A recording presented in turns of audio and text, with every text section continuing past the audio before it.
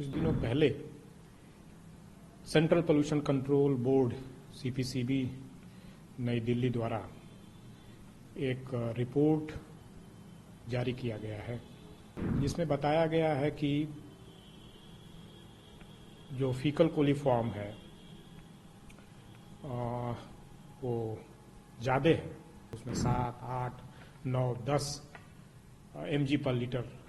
तक उसमें दिख रहा है उस सेंट्रल पोल्यूशन कंट्रोल बोर्ड के डाटा में। अभी के डाटा के बेसिस पे हम केवल इतना ही बोल सकते हैं कि संगम के जल में नहाने योग्य वो जल उपस्थित है। जैसा हम सभी को पता है कि प्रयागराज में महाकुंभ 2025 में चल रहा है और एक बहुत अच्छी तैयारी है, बहुत बड़े स्केल की तैयारी केंद्र सरकार और राज्य सरकार के द्वारा की गई है और काफ़ी अधिक संख्या में लोग यहाँ पे अपने श्रद्धा के कारण सनातन धर्म को मानने वाले लोग बड़ी संख्या में यहाँ पे आके स्नान कर रहे हैं। इस बीच में अभी कुछ दिनों पहले central pollution control board CPCB नई दिल्ली द्वारा एक रिपोर्ट जारी किया गया है,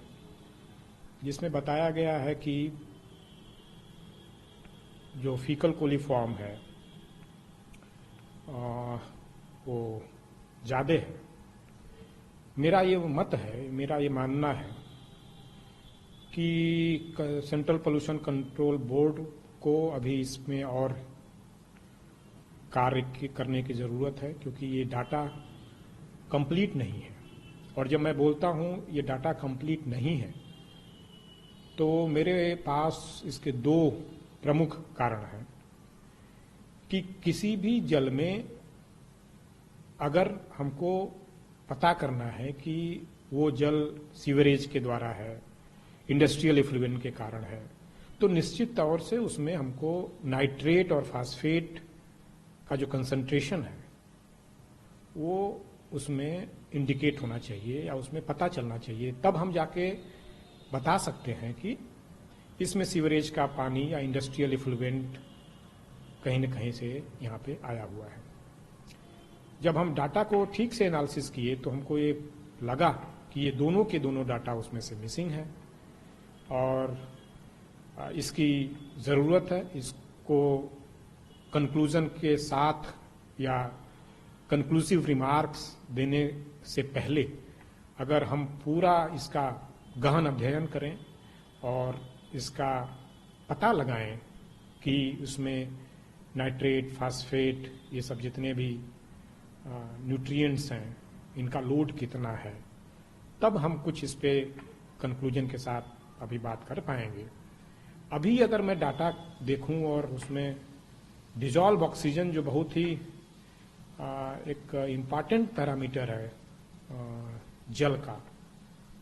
तो वो काफ़ी बेहतर शो हो रहा है। जैसे कि मैं अगर बता सकूं तो उसमें 7, 8, 9, 10 mg पर लीटर तक उसमें दिख रहा है उस सेंट्रल पोल्यूशन कंट्रोल बोर्ड के डाटा में। तो ये मेरा मत है कि इसको और गहन अध्ययन की ज़रूरत है और तभी हम इसके बारे में कंक्लूजन कुछ विड्रॉ कर सकते हैं और तभी इसके बारे में हम कुछ बोल पाएंगे। अभी के डाटा के बेसिस पे हम केवल इतना ही बोल सकते हैं कि संगम के जल में नहाने योग्य वो जल उपस्थित है। तो इसके लिए एक बड़ा एक काम करने का ज़रूरत है कि भाई डिफरेंट जो और भी पैरामीटर्स हैं वाटर क्वालिटी के, वो जब तक पूरी तरह से सामने नहीं आ जाएंगे तब तक हम उसके बारे में पूरी तरह से ये नहीं बोल पाएंगे। अभी तक के डाटा के बेसिस पे हम ये बोल सकते हैं कि संगम का या गंगा और यमुना जी का जो प्रयागराज में जल है उसमें स्नान किया जा सकता है।